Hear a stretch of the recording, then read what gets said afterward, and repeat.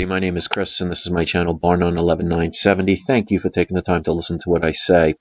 And I want to ask a very serious question, a couple of questions, it'll depend. But I want you to ask this question to your family, your friends, your co-workers, especially your government. As you can see here, as of the month of December 2015, and this number will increase by the second, but we have a total national debt here in the United States Corporation of over $18 trillion that we owe.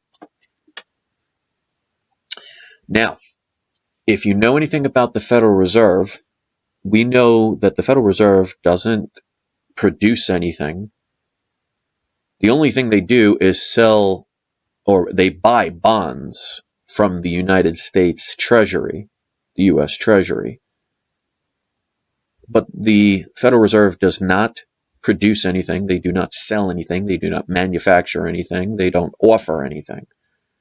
So they basically buy these bonds with what money? Where does it come from? Now, we do know that the United States every year borrows more money from this foreign bank called the Federal Reserve, which, by the way, we have to pay the bill with our interest, with the interest payments, and they call it taxes. So our U.S. Treasury and our government sells bonds to a foreign bank called the Federal Reserve, which you're pretty much led to believe is part of the United States, which it's not. It's a private-owned bank owned by shareholders, people like J.P. Morgan's, Bank of America, Bank of London, Rothschilds, things like people like that, the very ones we bailed out. Now, since they don't produce anything at the Federal Reserve, there is no Federal Reserve gold bars that they sell or Federal Reserve t-shirts, as far as I know of. They may have a gift shop. But every year we borrow more money, more quote-unquote money. We really just get digital numbers in a bank. So the Federal Reserve, which is a foreign-owned bank that doesn't produce or sell or manufacture anything, and yet seems to have an unlimited bank account to write any amount that they want that we borrow. Why do we need to pay taxes then if they can just print out money?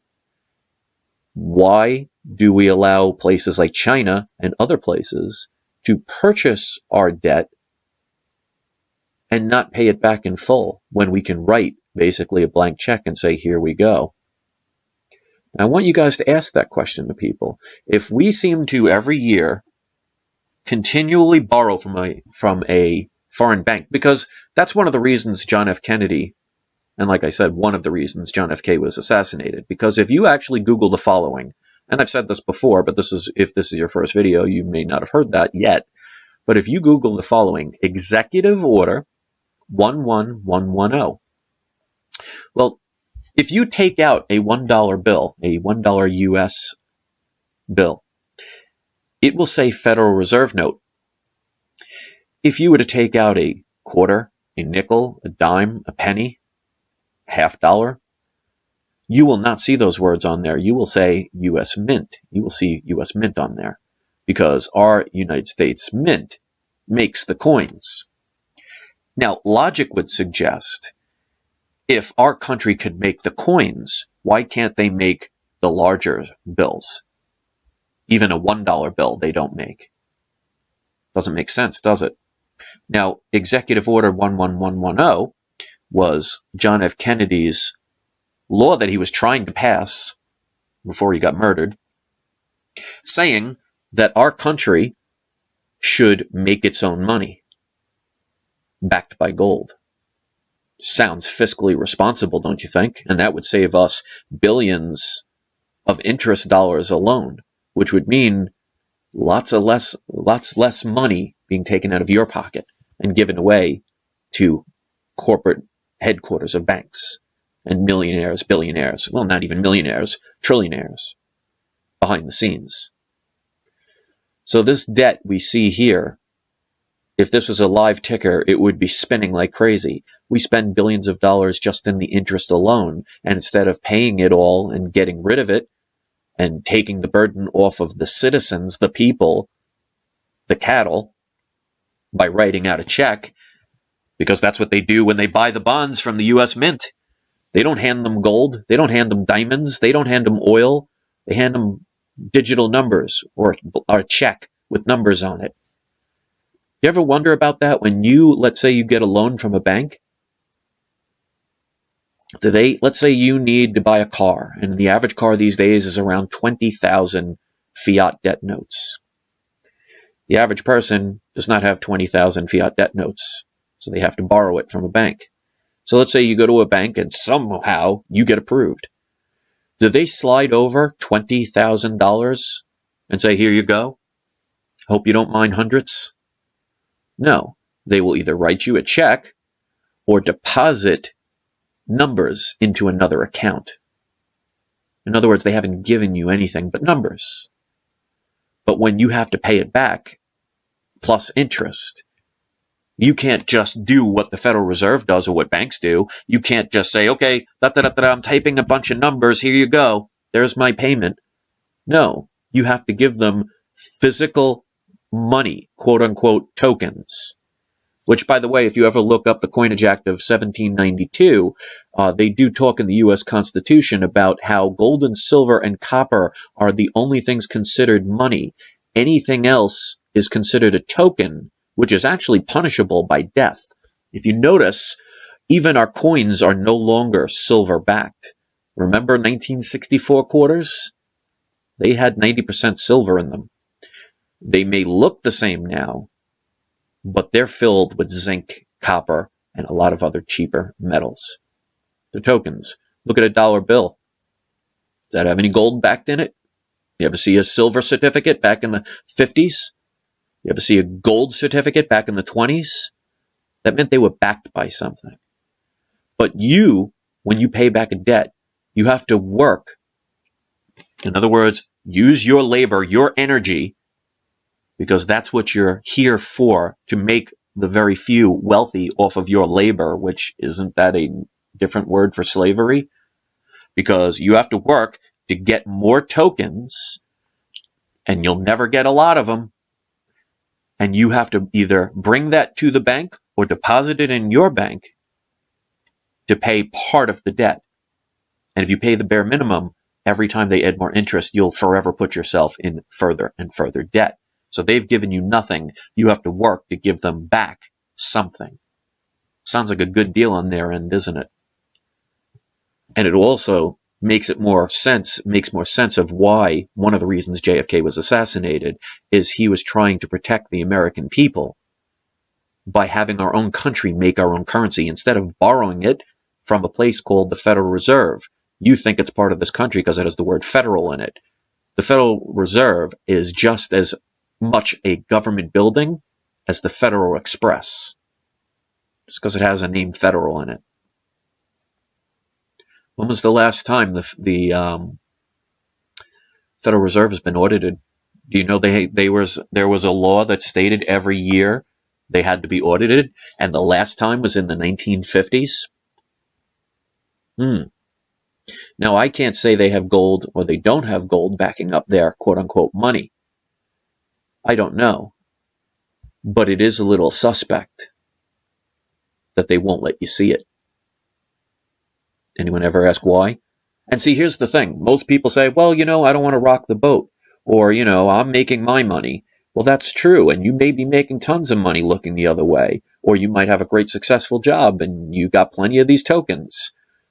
But make no mistake, when other countries buy our debt and eventually we cannot pay it back because instead of being fiscally responsible, you keep borrowing more and more money. That's why you see the debt going up, because just a year or two ago, we were at 17 trillion. So it may look like, 17, 18, not a big gap, but that's an extra $1 trillion that we have to pay. We, the people, the cattle, have to pay in interest for them to play golf and to drive around in limousines and live in very fancy houses and tell you what to do, how to live, how to eat, who you can and cannot marry. People need to understand this, because eventually the debt will become so high you can't pay it back. And then it hits an old reset button. It's going to happen throughout history. And all of those tokens you've acquired will be rendered worthless. or close enough to worthless, where you're selling them for pennies on the dollar to somebody very wealthy that will be glad to buy them all from you. Oh, you have $1 million? Well, we don't take dollars anymore. That no longer works. We now use U.S. credits. Oh, you don't have any U.S. credits? You only have dollars? Well, you know what? Give me $1 million, I'll give you 1,000 credits. That's where it could head. I can't guarantee that. But you cannot have an ever-increasing national debt that accrues interest and think it's going to last forever. That's just like playing with a house of cards and thinking you're just going to continually pile the cards up and it's just going to go for infinity. Eventually it falls over and collapses. There is no exception to this rule. But they'll be more than happy to distract you with football games and baseball games and gossip on the internet and YouTube channels that will show you piano playing kittens and people that will feed you a bunch of stupidity online. Won't talk about investments or ways you could help protect yourself or learn, but they'll entertain you, they'll distract you, they'll tell you what's going on in Hollywood. You got to make sure you catch up on the latest gossip because it makes you feel good, makes you feel safe, makes you feel secure. It's the illusion of security that will be your downfall. And I've told people there will never, in my opinion, be a nuclear war. Because if, like I've said in other videos, in my last video talking about if you think of a government as like a cattle rancher, if that cattle rancher destroys his cattle, then he no longer has a product to sell. So there will be no wars to the point where they destroy the planet, because then they will have to take out the garbage. They will have to build the roads. They will have to do all the labor instead of letting the people do it for them. So there will never be a nuclear war that will destroy this planet. Many people will scare the living crap out of you to think that, because fear makes you vulnerable, keeps you distracted. But there will be a financial collapse. And there will be people who will benefit from that. The planet will still be here. The environment will still be breathable and livable.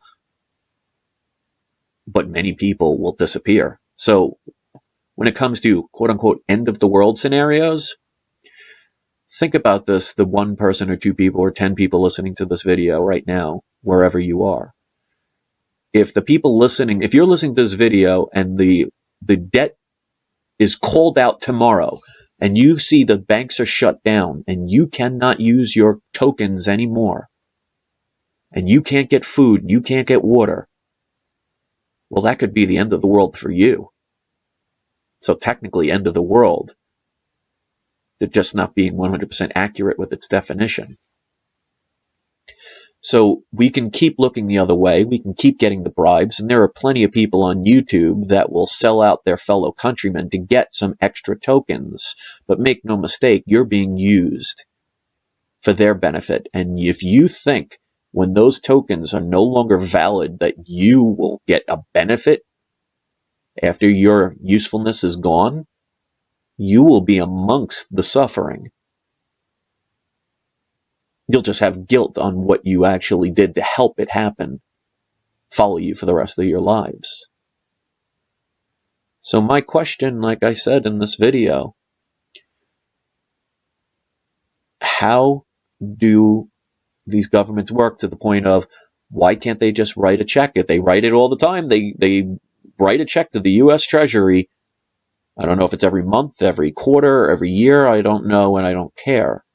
It's a Ponzi scheme. It's made from nothing. We work to pay, and as long as we continue to keep the system alive, it's like any Ponzi scheme or any pyramid scheme. As long as there are people participating, the scam will continue.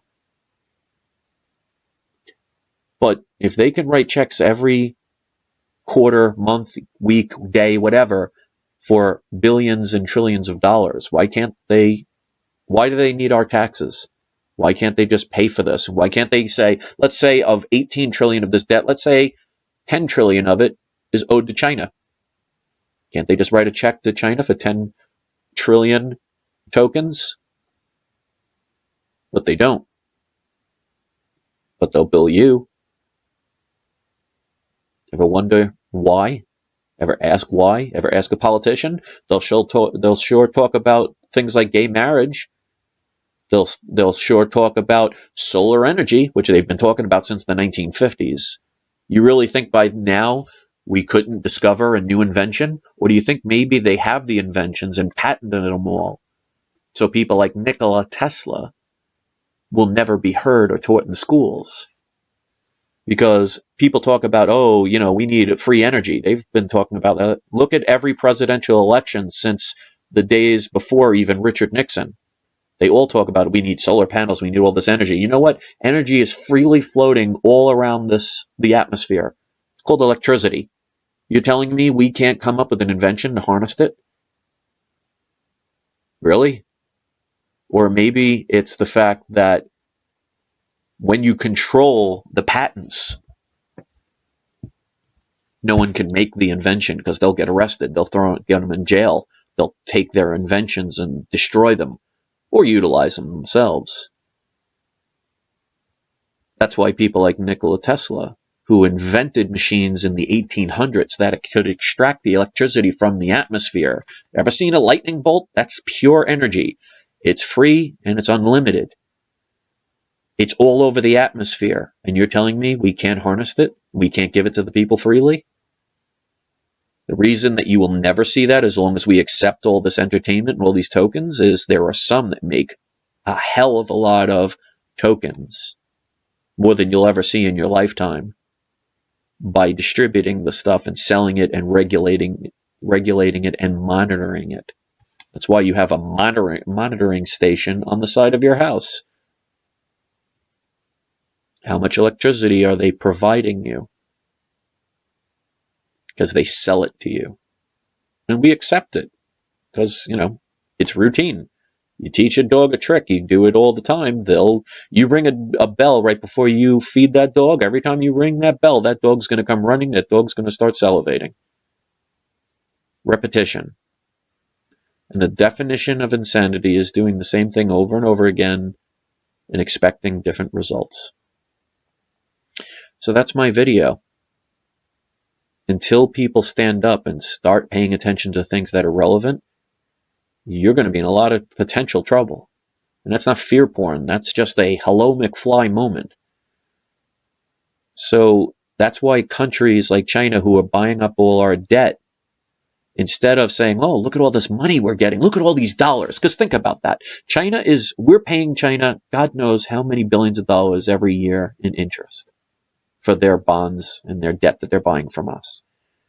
Now, if the dollars were very valuable, wouldn't they want to hold on to them and save them? But instead, they're spending them as fast as they get them by building cities that are so huge they would put places like Manhattan to shame, and nobody's living in them. You ever play the game Hot Potato? So I know I talk about this stuff over and over again. Maybe it's because people aren't listening enough and sharing this enough and asking enough questions. Your politicians will sure smile at you. They'll sure say the nicest things. They'll tell you things like, oh, and God bless America. Well, let me ask you this. Which God are they referring to? And did you also know that if you actually look up the Bible term for the word bless, it also means to curse? Well, which one is it? Can't assume. Shouldn't assume. Pretty dangerous. That's why they say ignorance of the law is no excuse. And they make this stuff so ridiculously crazy, the average person will just never believe in any of this stuff. Belief is irrelevant. You don't have to believe in air to breathe it. So I hope you will watch this with somebody. I hope you will mention it and talk about this at the water cooler instead of, what was the latest Cowboys score? Or what's the latest fashion they're talking about on the television? The TV is the Roman Colosseum of its day. It's there to distract you, entertain you. And there will be plenty of people that will make plenty of tokens selling out their fellow human beings.